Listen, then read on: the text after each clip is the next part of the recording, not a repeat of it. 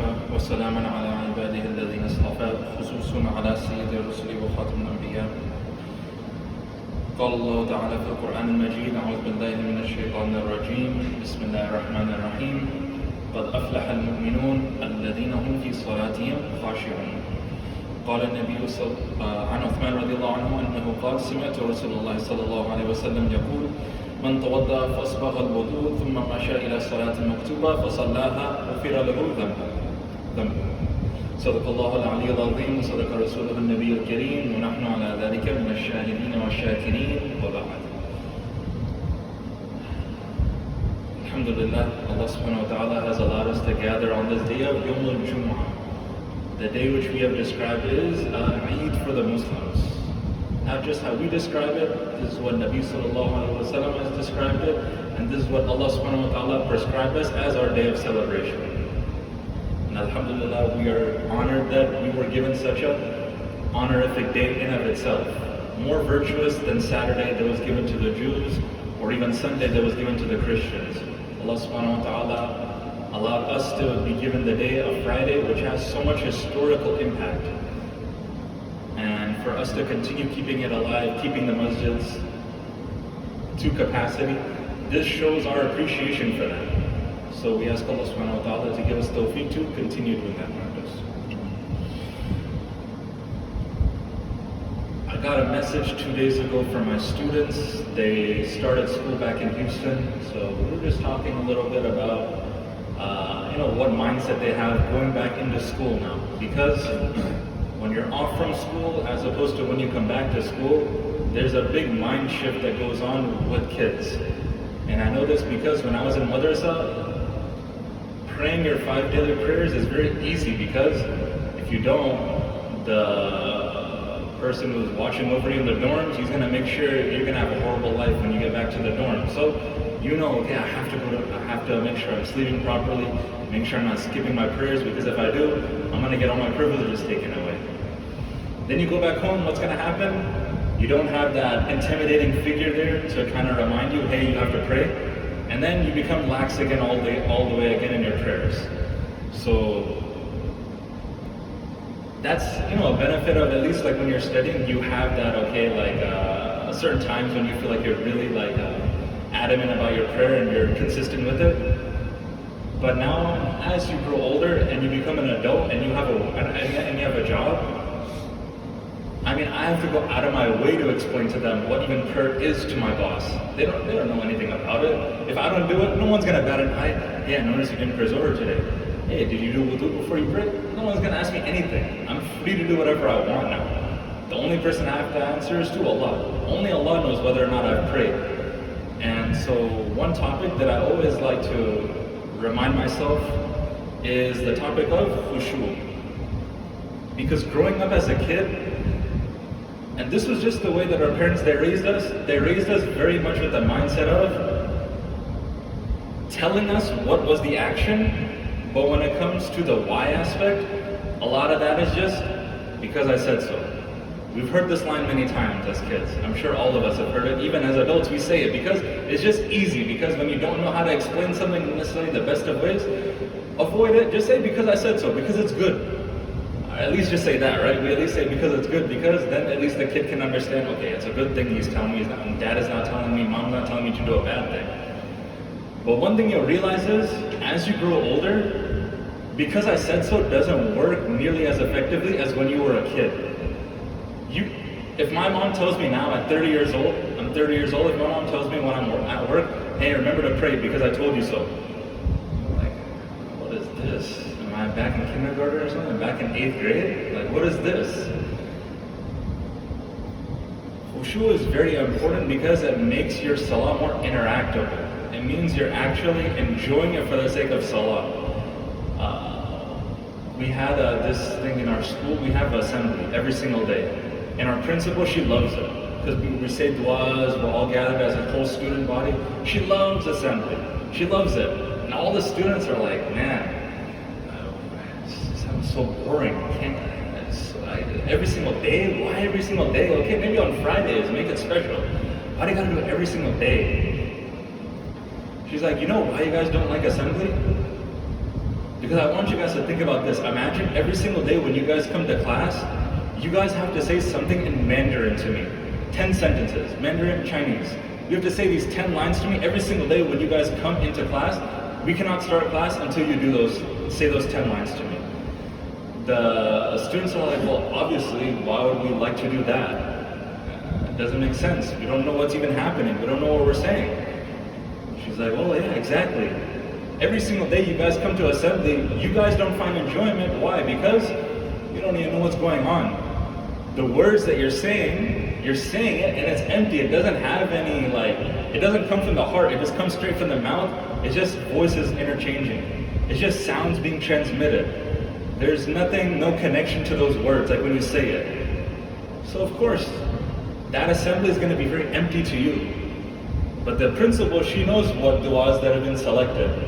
We're making dua not only for protection from laziness, from the clasp of shaitan, we're making dua for our parents, we're making dua for so many different things. And for her, those memories, those things that she's making dua for, they're just ringing in her head as she's saying it. But for the kids, and they're just saying all these words. It's empty to them because no connection to it. Salah is the same thing. Imagine 5 times a day you're doing something. And I've had this. My cousin, he asked me, he's like, Yusuf, I'm 35 years old. I don't even know what we say for the shortest even part of the prayer. Even the motions of the prayer, Allahu Akbar, Allahu Akbar, Sami Allahu liman hamida, Rabbana wa lakal hamd. The short phrases. I don't even know what those even are, dude. What exactly are we even saying? You have to be the taqwa in a person has to be really high for this person to remain consistent on his salah. If you're able to be consistent in their salah, but you're in that state, then you have something special without a doubt. But what I wanted to discuss today was just a few things just to level up that a little bit more, because it's very difficult. I'll be very honest with you. Being consistent with prayer, it's a very difficult thing. But just as this hadith, we're gonna quickly mention, it's something that can elevate somebody and make them feel so proud of their day, regardless of how bad it went with all the other side things. Nabi sallallahu alayhi wa sallam mentions that 5 prayers which Allah has made obligatory, the 5 daily prayers, Fajr, Zuhr, Asr, Maghrib, Isha, whoever does wudu properly for them, prays them on time, does ruku properly and has perfect Khushoo, it is a promise from Allah that he will be forgiven. But whoever does not do this, follow these steps, has no such promise. If Allah wishes, He will not forgive, and if He wishes, He will even punish him. There was a hadith, I was at a seminar, and it just blew my mind. It was just it really just changed my perspective. Nabi Sallallahu Alaihi Wasallam mentions, Man salla wara'a faqad ashraka. The one who prays and he does it for the sake of other people, indeed he has committed a form of shirk. And that's crazy to think about, because so much of how we pray, because we're told, pray because I told you so. Am I praying now for sincere reasons, or am I praying because mom is over there and she's not going to give me dinner if I don't pray? And now I've added this unnecessary element to my prayer of, I'm praying because of somebody else. And then we wonder, why is it that I never enjoy my prayer? Why is that I'm only, whenever I pray, it's like the most hardest part of my day. I can go days without praying and I won't even realize it. I'll do all the other things. I could fast. The 9th and the 10th of Muharram, 10th and 11th of Muharram, people were fasting, so many of them. But so many of those same people will tell you, oh, but I wasn't on top of my prayers during that time. Why? Because, again, there has to be a connection made with the prayer, and if it's not there, you're going to see the repercussions of it. A quick story before we go into some different applicable ways of applying Khushoo. One of my teachers, when discussing this topic, he said, it's really important to discuss this topic of Khushoo, really maintaining concentration in prayer, because this is the ultimate battleground where shaitan is really going to test you. Shaitan is not going to test you when you're doing a bad thing. When you're ignoring prayer, shaitan is on autopilot. He's all the way in the corner. He's like, well, this guy's doing all the work for me. I don't got to do anything. When do you think shaitan is going to attack you the most? It's when you're doing a good thing. So understand that fact. When you're doing something good, that is when you're gonna see setbacks happen to you. You are gonna see pushback. It's not gonna be when you're just chilling at home. You're just on the TV, you're playing PS5, who knows what round of Warzone you're on. No thoughts are gonna be happening then for Salah or anything like that. Why? It's gonna happen when you're praying. So our teacher, he told us about this story. He said he went to go pray Isha at a masjid, and what happened? What every single imam dreads. Right after the salam, he says, Assalamu alaikum wa rahmatullah, Assalamu alaikum wa rahmatullah. He turns around, half the musallis are looking at him like this, half of them are just like normal. And he knows what they're about to say. Shaykh, I think you only prayed 3 rakats. Other half of the gathering, no, he prayed 4. And now the civil war has begun. Team 3 rakats, 4 rakats. And now, alhamdulillah, we're in the age of technology. One of the brothers is like, let me go quickly check the cameras. He goes and he runs to check the cameras. But before even that guy comes back to check with the news from the cameras, one of the brothers, he's always at the masjid, alhamdulillah, at Isha time, he's always there on time. He just raises his hands quietly, he just waits for everybody to say their opinion. He says, Shaykh, you definitely prayed 3 rakats.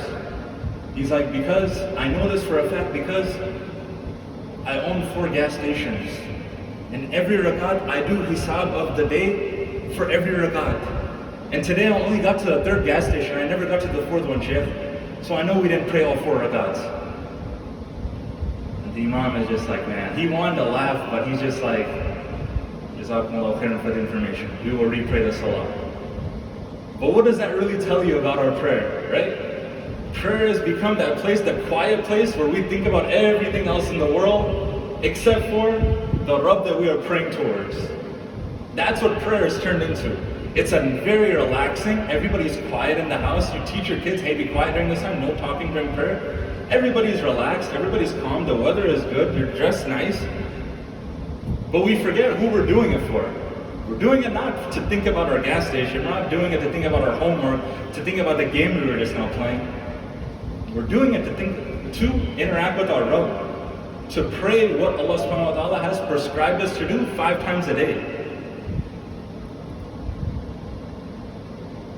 Astaghfirullah li wa lakum, lisa'il muslimin fastaghfiruh, innahu huwal ghafurur rahim.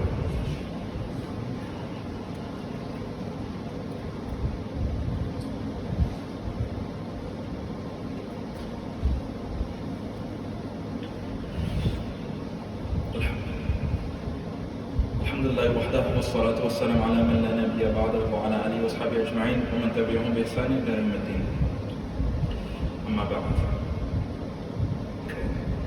So, whenever these topics happen, of course, we need some practical tips though, right? It's not enough to just know.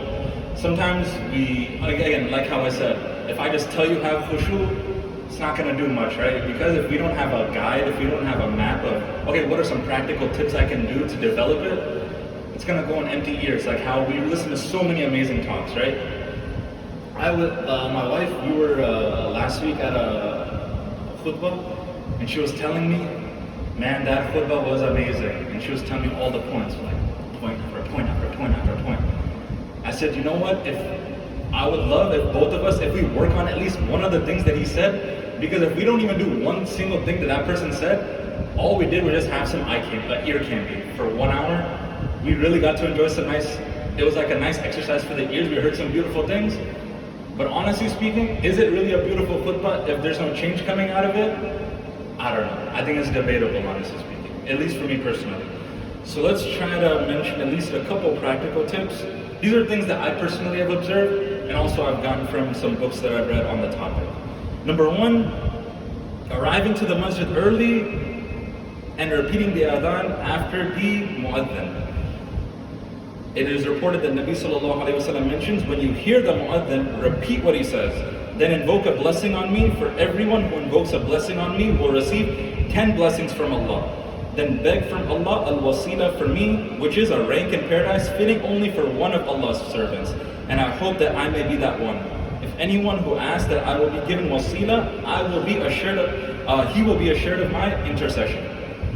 Nabi sallallahu alayhi wa sallam mentions this for the one who comes to the masjid early and repeats after the adhan. I'm gonna share a confession with you guys real fast. I thought the bayan starts at 1:15. I was coming and my arrival time said 1:17.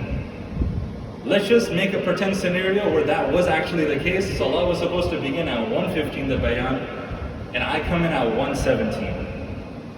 What state of mind do you think the audience is gonna be in, as well as me personally? If as soon as I come to the masjid, no chance to relax, no chance to interact, no chance to give salam, no chance to do tahiyyatul masjid, no anything, and I just go straight into speaking. I will tell you, my heart will still be racing. I will be thinking of 1,000 other things. I will not even be paying much attention to what I'm saying. It will be on autopilot. I'm gonna go straight to autopilot, like how so many of us do when we start our prayer, correct? Because we never really gave our body a chance to settle into the masjid atmosphere. Coming in early is one of the best things that you can possibly do to really enjoy your prayer. And I know at work it's very difficult, but when you're at home, you can control the environment. For Fajr prayer, for Isha prayer, even for Maghrib prayer, you're more than likely in control of your environment. You can control whether or not you're able to go to the masjid early or not. And whether or not you're able to make your wudu properly in advance. If you can do just this one simple thing, you will see a difference in your prayer, inshallah. Because why do we say to go early to the masjid? I tell the same thing to the kids. Some kids, they have PE class right before Jummah, right before Zohar prayer. What's the issue with that? As soon as they come into the masjid for Zohar prayer, man, that was a foul on the last play. I can't even believe that shot shouldn't even count. All this, they're just yelling. And then we tell them, stand up for prayer. What do you think they're going to be thinking about as soon as that prayer starts? That exact play. And that's the issue. When we come to pray and we do it so suddenly, just like, all right, I'm just going to quickly pray because the time's getting low. And then you just start praying. You didn't settle your mind into the action. You're still involved in the other thing, mentally speaking. So how much do you really think you're going to be enjoying that prayer? How much Khushoo did you really give a chance to develop in that prayer? So coming early to the masjid, enough that you can at least listen to the adhan. The adhan normally in most masjids, 10 to 15 minutes. That's the standard that I've seen. Come 10 to 15 minutes early, you can relax, hear the adhan as it's being given, repeat after the words. Inshallah, you will also be among those who will wish upon Nabi Sallallahu Alaihi Wasallam the wasila, and he says that anyone who gives it, I will intercede on behalf of that person. And there's nobody in this gathering that wouldn't want the intercession of Nabi Sallallahu Alaihi Wasallam on the Day of Judgment, without a doubt. Number 2, doing wudu properly. Even if you have wudu, it's still worth it to take out the time and make it again.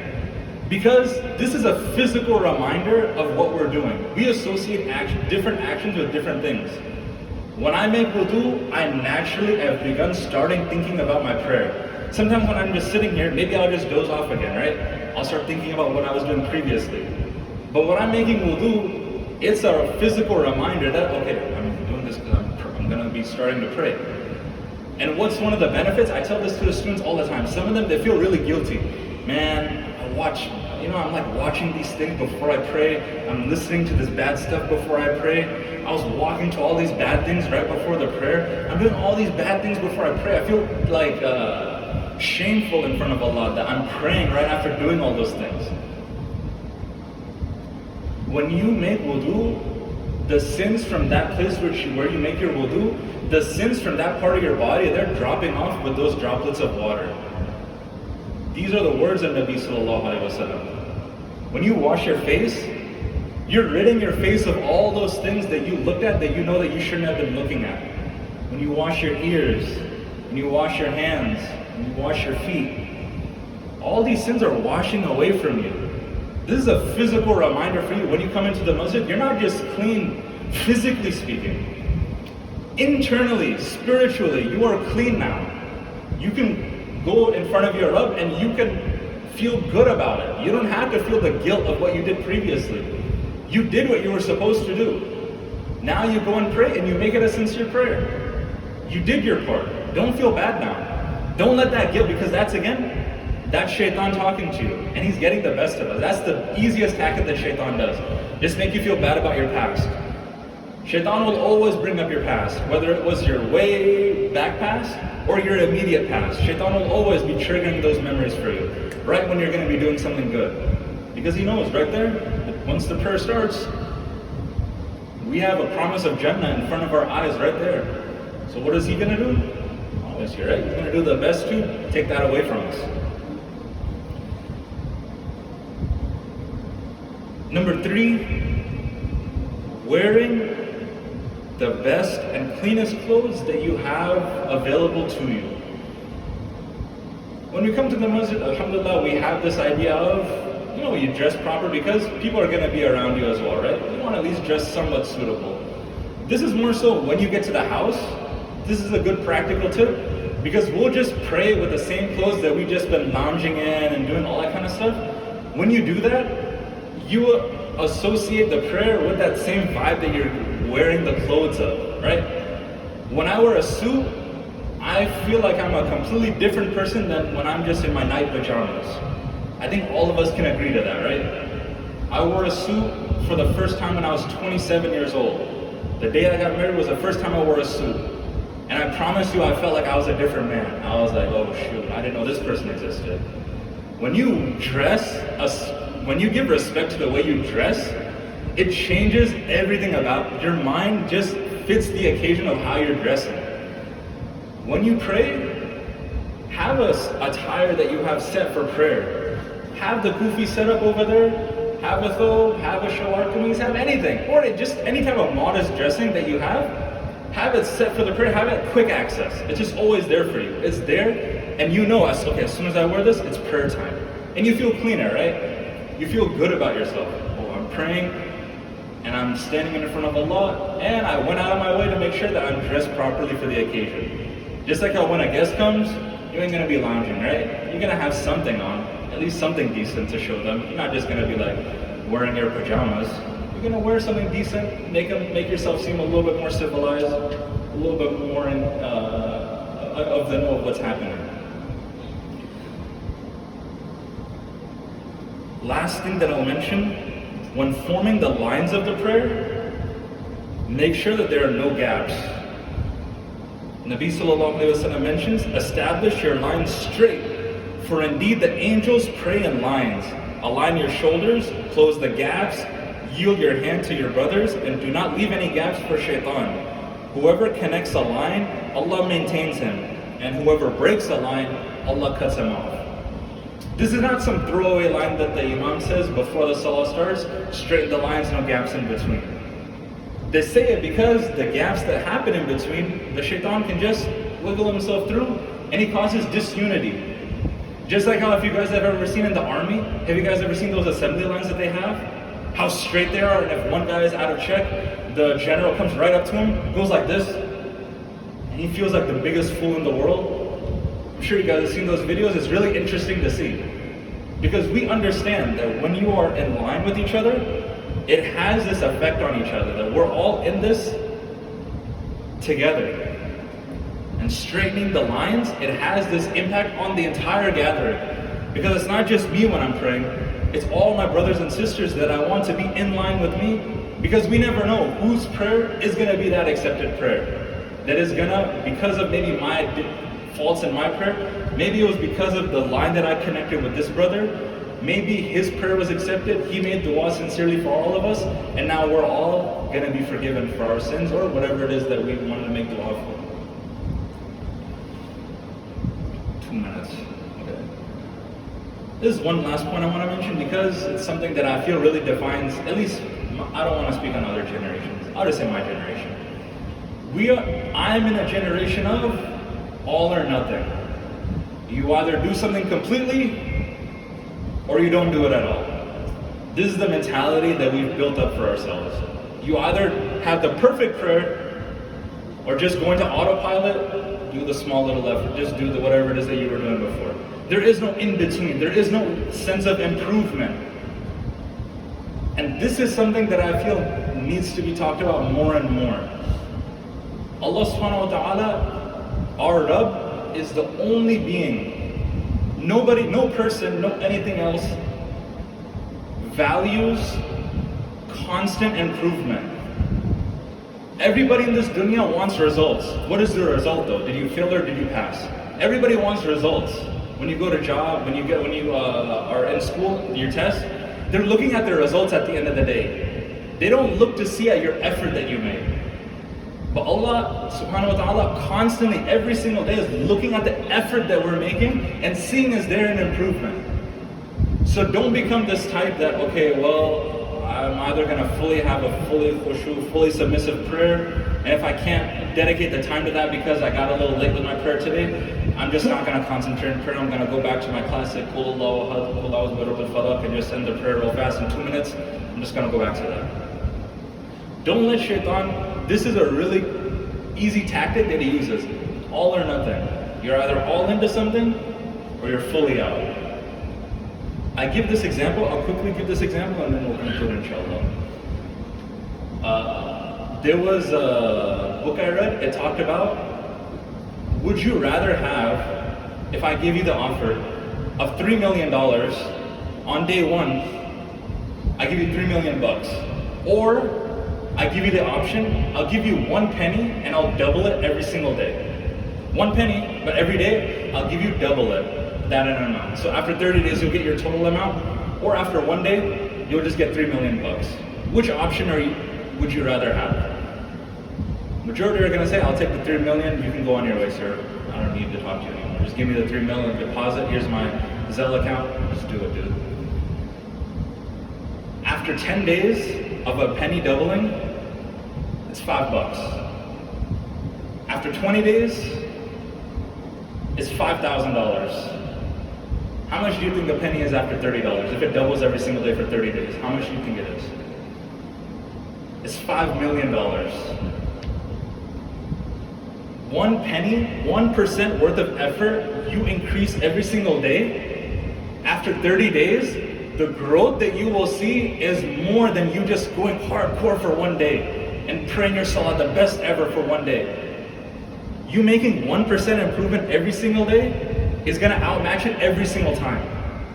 Consistency is gonna outvalue 1 days of hard work every single time. Being consistently good is being great. Being great for 1 day and the rest you're being subpar is trash. You get fired. You're not going to be a good A student with that mentality. Keep these things in mind. We ask Allah subhanahu wa ta'ala to make the prayer easy for us. We ask Allah subhanahu wa ta'ala to allow us to develop Khushoo in our salah. We ask Allah subhanahu wa ta'ala that we become sincere in our ibadah. We ask Allah subhanahu wa ta'ala for any of those who are going through any sicknesses, any illnesses, that Allah subhanahu wa ta'ala, Ya Allah, you cure them, you protect them, and you protect all of us in these difficult times. إن الله يأمر بالعدل والإحسان وإيتاء ذي القربى وينهى عن الفحشاء والمنكر والبغي يعظكم لعلكم تذكرون فاذكروني أذكركم واشكروا لي ولا تكفرون وأقيموا الصلاة